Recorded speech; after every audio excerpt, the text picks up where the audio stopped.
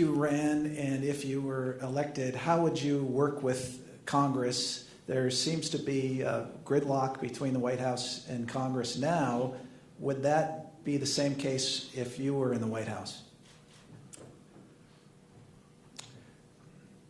The issue, in my view, the reason that Congress is dysfunctional is not because of the so-called gridlock that exists. You know, it's not that every member of Congress has a personality defect and is unable to communicate with people in another political party, or the people end up hating everybody around. It's just not the case.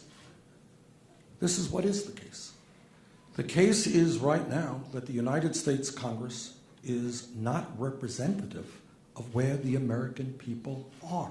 They are way out of touch. The American people say, raise the minimum wage. The United States Congress says, give tax breaks to billionaires. It's true.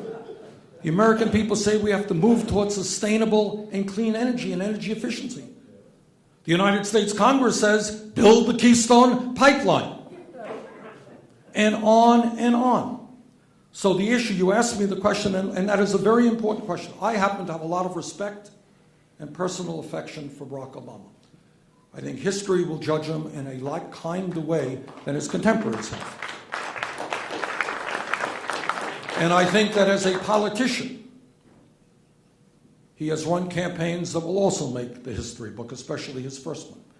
But if you were to ask me, and I think I've told him this, so I'm not telling you any secrets, what his major mistake has been is that he thought that after putting together this extraordinary grassroots movement of young people, minorities, working class people, putting together that coalition and getting elected to the presidency, and then he thought he could sit down with Republicans and negotiate all of these fine agreements. He was mistaken.